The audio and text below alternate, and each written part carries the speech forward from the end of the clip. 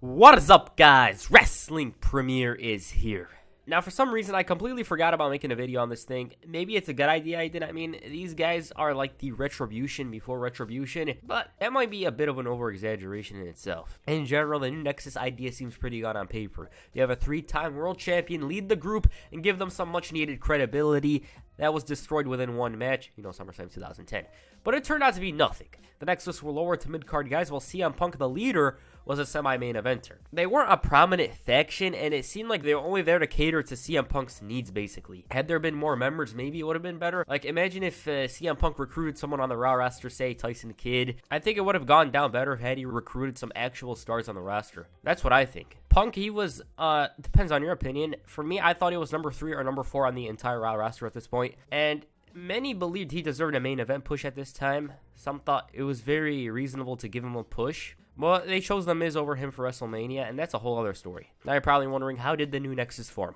Before I go into it, though, I gotta mention the last time I made the original Nexus video. If you want it, here it is. With that said, let's get into it. In December of 2010, CM Punk was an announcer for the Raw brand.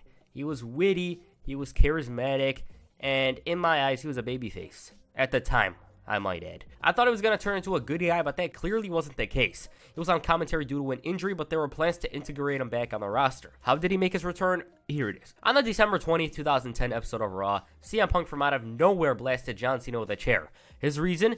First of all, he didn't admit it was due to the Diet Pepsi incident.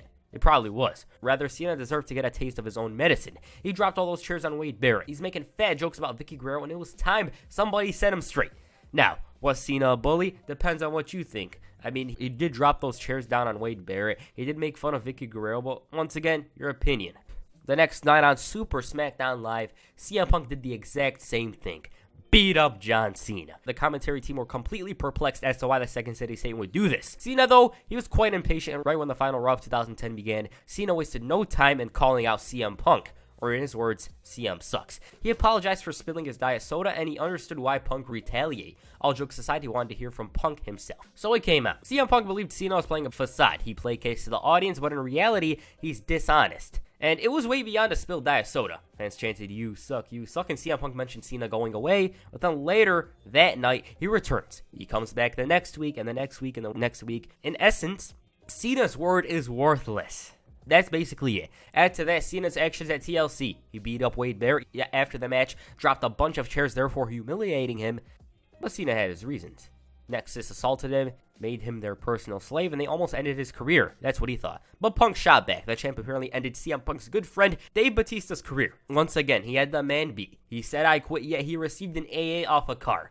Again, Cena offered his rebuttal. Dave tried to break my neck, yada, yada, yada. And then CM Punk mentions Vicky Guerrero. Cena responded to this, stating that he makes fun of everyone in general. Take Michael Cole for example. Hell, he even makes fun of himself. He said that he looks like a love child of the Incredible Hulk and Grimace. Mr. Straight Edge thought this was stupid and it wasn't funny in his eyes. But it was all going to stop soon, so Mr. Hustle, Loyalty, and Respect offered a way to settle these issues. Punk wanted to play things his way, though. And if Cena thinks those 2 attacks were surprising, well, he ain't seen nothing yet. Anyways, who's that guy? I just wanted to mention him. At the end of the night, John Cena had a way different demeanor than earlier. Punk's music played, and it was time to see if his promises were going to come true. He didn't come out. Cena grew impatient and tried to walk to the back, but the Nexus instead appeared. Otunga wanted to bury the hatchet and just have a clean slate, so he offered a truce, but Cena told him to shove it. He said that there will be no moving forward, and instead, Otunga moved forward with Nexus' new plan. They jumped John Cena for the millionth time. As they walked away, CM Punk finally appeared. He GTS'd Cena before grabbing a chair, and just as he was going to use it, he had second thoughts. He put that Nexus armband to use. He raised that fist in the air, signaling his position as a Nexus leader. And members of the group agreed. They were like, this guy should be our leader. Now, personally, I don't know how big this moment was. I don't hear many talk about it, but I think at the time it was. Like, CM Punk's going to become the leader of the Nexus. He's going to fix them, basically. That's what I think everyone thought at the time. That's what their perspective was, I guess. WWE's stance on CM Punk at the time was very inconsistent.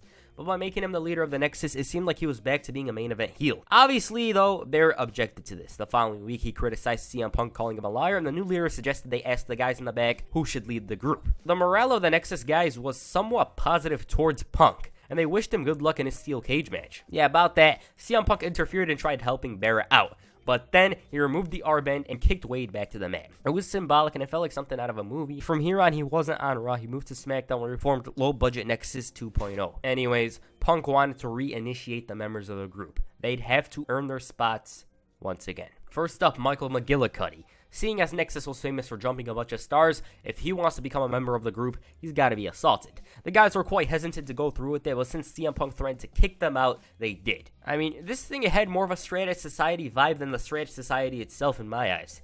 Punk had a cult-like mind. He wanted these guys to do something for the greater cause. Next up was Husky. His initiation, take 3 lashes from everybody. He accepted, but Punk demanded he take his shirt off. Once again, the guys felt remorse. They didn't really want to do it, but they had to. And when Punk went through with it, he was heartless, emotionless, everything that you could say that's bad about him. He whooped the hell out of Husky, and the next time he was seen, he was bruised and battered. Okay, it was David Otunga's turn. He's got to provoke and fight the Big Show. The Big Show responded and destroyed him. It seemed like David Otunga was like a tough enough star or something. And all that was left was Slater and Gabriel. All they got to do is beat each other up with kendo sticks until the leader tells them to stop. They didn't want to do it, but they had to because, well, they're out of the group. It's simple. Both guys had too much respect for one another, for each other, and in the end, they dropped the kendo sticks and walked away. This was after contemplating whether or not to hit Punk instead. But that wasn't it. For some reason, Punk wanted to initiate himself into the group by jumping off the stage. The fans suggested he go through with it, which isn't very PG, and it all turned out to be a joke. He was wearing a harness the entire time, and as a matter of fact, he claimed that he's safer than any one of the fans in their seats. And then the rest of the group who were battered and beaten came out. Punk thought anybody that could do such a thing is mentally challenged, and there wasn't any contemplation coming from him. John Cena then interrupted and insulted CM Punk. He thought the physical initiation thing was stupid because he's already kicked their asses in the past. But there is one more guy that needs a beating, and his name is CM Sucks. Punk refused to be intimidated, and Cena wanted him to prove it by stepping into the ring one-on-one next week. He accepted, and Cena warned him of what's to come. Now, as we all know, heel CM Punk has a couple of tricks up his sleeve. He has plan A, B, C, D, all of them. And on that night, before that match, I should note, New Nexus had a hell of a lot of faith in CM Punk. He was like a cult leader. They believed in his vision, his promises. And another thing to note is that Punk wasn't worried about the crazy trade that was John Cena. The match itself was pretty competitive, and near the end, it seemed like Cena had the victory in sights. They showed that natural chemistry that comes with their future matches, and all of a sudden, though, Punk's plan came to effect. Dave Bautista. Now, the salary Dave Bautista must have received to return and become a disciple of Punk's, man, it must have been very ridiculous. For some reason, he kicked Punk to cause the DQ, assaulted Cena, and it was revealed that the unknown man was a new member of the New Nexus. What was his name? Mason Ryan, and he was a native of Cardiff, Wales. He only said a few words, including the word faith, which seems to imply CM Punk was promising these guys a hell of a lot of stuff, and he managed to get them to join the group for the greater cause or something. During this promo, Punk criticized the fake Nexus on SmackDown, and they were quite offended, so they came out. Just as a brawl was going to ensue, this piece of trash, booked the match for the main event. CM Punk versus Wade Barrett, and the special referee is going to be Fruity Pebble himself, John Cena. Not only that, but the losing team is out of the Rumble. So everyone was barred from ringside, and Cena took the opportunity to mess with the two. They couldn't touch him because that's practically screwing yourself over. After a couple of minutes, he disqualified both men for excessive use of profanity due to the PG rating. Barrett looked like he wanted to uppercut Cena. CM Punk was about to cry, and the Raw GM overruled the decision, and the tables were turned. John Cena must apologize to both men or he's kicked out of the Rumble. He swallowed his pride before whooping their asses, which I assume is the reason why he apologized, not for the Rumble thing. This led to an all-out brawl, which is something everyone loves. At the Rumble, the New Nexus interfered in Randy Orton's title match with The Miz. The guys got knocked down. Orton in the ring hits an RKO, and all of a sudden, CM Punk comes out. He hits a GTS with the biggest smile on his face and costs Orton the title. It's like Punk was waiting 2.5 years to do it. Oh, wait, that's exactly it. Later that night, Punk entered the Rumble at number 1. Once again, though, he wasn't angry. He had faith. He got attacked by the core before the match, but the Raw GM made the save and threatened to kick out both teams from the Raw Rumble if they actually fight. Anyways, Punk managed to remain in the match until his Nexus friends entered. It was an encore of the previous year, but with a much more subtle approach. It was much more refined than previously. There was some scary moments here and there, but for the most part, the Nexus made their mark during the 40-man Rumble. Once 80% of the group entered, it was lights out for everyone. Everyone except for the Great Khali. He got rid of Husky Harris, but help was on the way. Mason Ryan entered the match, and luckily he managed to overthrow Khali out of the Rumble, and all was good. Well, for 2 minutes, because Booker T made his very long-awaited WWE return. It was out of nowhere, and sure, I do remember it getting leaked 20 minutes before the event, but who cares? It's Booker T, man. Like, a long time we haven't seen this guy in a WWE ring. Matt Striker was marking out. Booker had a great showing, but it ended abruptly, and his reaction, it says it all. So if Booker couldn't do it, who could? Well, number 22, because his name is John Cena. Cena made the Nexus look like a bunch of elementary school kids, and in 20 seconds, John Cena destroyed what took Punk 30 minutes to build. An army. Punk had a worried look on his face, and Cena's like, I did it again. Punk wouldn't last all that long, and he was eliminated a couple of minutes later. After the Rumble, the focus on Randy Orton and the Nexus began to increase, while the story of Cena and Punk was slowly dwindling. It was slowly coming to an end. The next night on Raw, Randy Orton made his presence felt. After failing to capture the tag team championships, McGillicuddy and Harris were on the receiving end of an RKO. Just as Orton was going to go for the punt, CM Punk objected. He had to beg Orton in order for him to stop what he's doing. But this was essentially a dumb request because Orton went through with it and kicked Harris's head off. Punk promised serious repercussions, and all we had to do was wait. In the meantime, though, CM Punk explained his actions at the Rumble. He showed a flashback to Unforgiven 2008, and upon seeing the footage once again, Punk was seething. It reminded him of that dark night. Like, he's lost that title, and sure, he's won it twice, but that was the most bitter pill he had to ever swallow. And that's why he did what he did a week earlier. He reminded Orton that he hasn't forgotten about that night, and he's a patient boy. He waits and waits and waits, unlike him. And unlike Orton, his actions are defensible. Punk brought out the Nexus, and they attacked. Just a side note, Husky was sent back to developmental, and he eventually became the leader of the Wyatt family, as we all know. Orton broke free, got a little piece of Punk just a bit before Nexus overpowered him. CM Punk then had to go to sleep once again, and the 4 men sat atop the fallen Viper. Seeing as he was in a foul mood, Punk was angry and wanted the Nexus to inflict damage on his chamber opponents. Some succeeded, some failed. Punk righted the wrong of McGillicuddy by blinding Morrison with some pepper spray or whatever the hell that was. Sheamus, Mark Henry got the job done already, and all David Otunga had to do was raise his fist in the air. John Cena, CM Punk tried doing some damage, but he failed. As for the chamber match, Punk managed to outlast everyone except for John Cena. But this wasn't without controversy. He was initially eliminated by Orton, but the Raw GM overruled the decision, citing Punk's pod door as the cause for his elimination. Because he had a clear disadvantage, the Raw GM announced Punk's back in the match. He ended up being the final entrant to enter the match, and this went in his favor. By the time he entered, Orton had just taken an RKO and a bro kick. The RKO hurt himself also because it was on the steel, as we all know. And he mocked Orton before hitting a vital GTS to eliminate him. The Second City Saint ended up finishing runner-up behind John Cena. The match itself was pretty incredible, no lie. Obviously, there wasn't blood, but the action was good enough. Morrison was Spider-Man. CM Punk was doing dastardly stuff like that. And once again, Cena won. The next night, Randy retaliated for the second time. This was after Punk suggested Orton walk away, not appear at WrestleMania at all because he doesn't deserve to. It was basically a plea for Orton to just stay away or be taken away. In the weeks leading up to the show of shows, Randy Orton was booked to face each and every single member of the Nexus leading up to CM Punk. If he wins, that guy that he beats is barred from ringside at the event. At the same time, though, he was on a mission to take out each and every single one of the members. Punk once again tried putting a stop to the punt. His efforts weren't listened to by the Viper, and out was McGillicuddy. And if you're Randy Orton, why would you listen? They retaliated the following week with an assault, and funny enough, it was actually Orton who stood tall by, you guessed it, punting another member of the Nexus. This time, though, it was David Otunga who was done. Now, Orton was winning all of these matches, but by punting him, I don't know. I guess he was insuring it or something. I don't know. Next week, Ryan lost, and nobody was going to accompany Punk to the ring at WrestleMania. Once again, punt, and Punk couldn't do a single thing.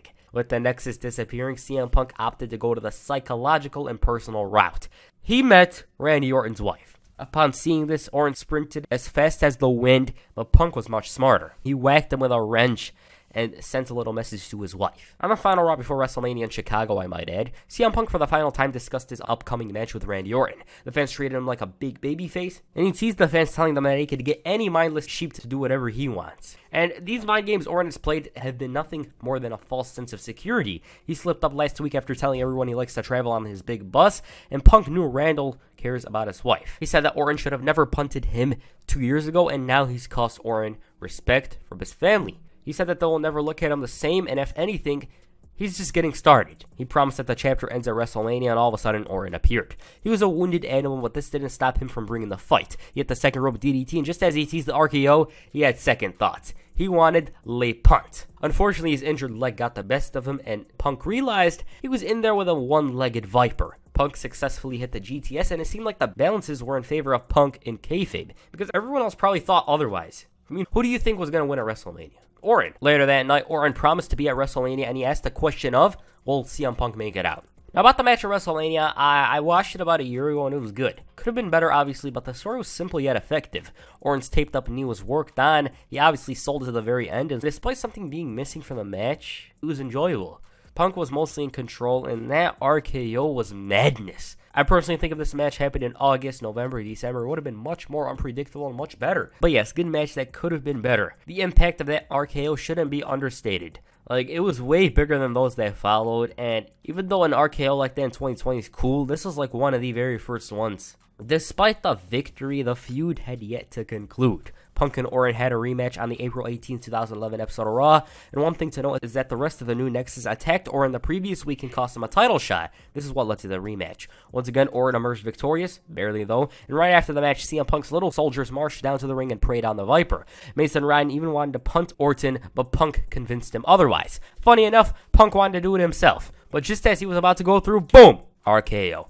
So they basically blew a 4-1 lead. Punk was raging as Raw went off the air. Now, their match at Extreme Rules was the conclusion of the feud. Why? Because Randy Orton was directed to SmackDown, and also it was Last Man Standing. It was a proper conclusion to the feud. It was rough, mean, and it was decisive. Punk wasted a bit too much time throughout the match, whereas Orton was more urgent to drop Punk with an RKO. And as expected, he lost to a super RKO. Following this, the new Nexus didn't really have a story. They didn't really do much. I feel they were valuing Punk, but the others, it was a different story. At the time, many thought Mason Ryan would get a push, then he got injured. McGillicuddy and Otunga, however, captured tag team gold. With their title reign, well, it was anything but memorable. I don't even remember who they faced in that title reign at all. I'm not lying.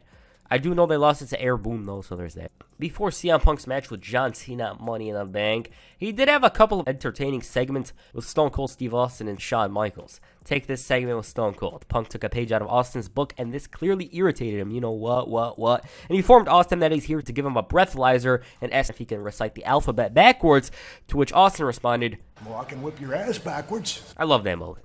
I swear, Austin back then, it was like he was craving a return match. The Shawn Michaels segment, once again, they teased a match of sorts. At this point, Punk was leaving WWE on July 17th. He made fun of HBK's loss at WrestleMania, mocked him for it, and promised to do the opposite, and that to win and leave as WWE champion. The Second City Saint thought it was dumb to praise the hell out of a retired Hall of Famer, asking him to stay, rather than a current star who's leaving. Michaels told Punk he's better than him, and he responded asking if that's a challenge. HBK then tried to relate to Punk, stating that he doesn't drink or smoke, but then he added anymore because, you know, Shawn back in the 90s. Michael said that he's got his style and Punk's got his, and boom, he delivered a sweet chin music. Other than that, not much went on with the new Nexus. Mason Ryan was gone. Upon his return, he was a babyface. McGillicuddy and Otunga, they continued the legacy of the Nexus without the music or the name, and CM Punk, we all know what happened. His nameplate at Money in the Bank read Nexus, but the only thing that was related to Nexus that night was the fact that the main event was between two ex-members, I guess. Will I dive into that story? Hell yeah, eventually. Anyways, with that said, the new Nexus was nothing but just a bunch of heels that were angry, and that's it. They weren't as credible as they were previously. They're not Retribution or anything like that, but what's good about the new Nexus? Like, just tell me. Their tag team runs were forgettable. Like, CM Punk and Mason Ryan did team up for a couple of weeks, but who remembers any of that? Another thing to note is that McGillicuddy and Otunga's title reign was the most forgettable thing ever. Like, I don't even remember any of it at all. Husky was sent back to developmental, and yeah, that's it. Like, they were weaker than ever. I do think it would have worked had Punk added a couple of members from the roster to be his follower or something like that, but yeah. Other than that, they weren't good. CM Punk, he was the one that benefited the most from it, and you can't even give credit to the Nexus for that. It was just his talent. So yeah, that's it. Like, new Nexus, they were forgettable. They weren't memorable. They weren't great. They weren't as good as the old Nexus. What did you guys think of the new Nexus? Please comment down below. And that's it for this video. Make sure you hit a GTS on the like button and perhaps the Anaconda device on the subscribe button. Peace. I'm out.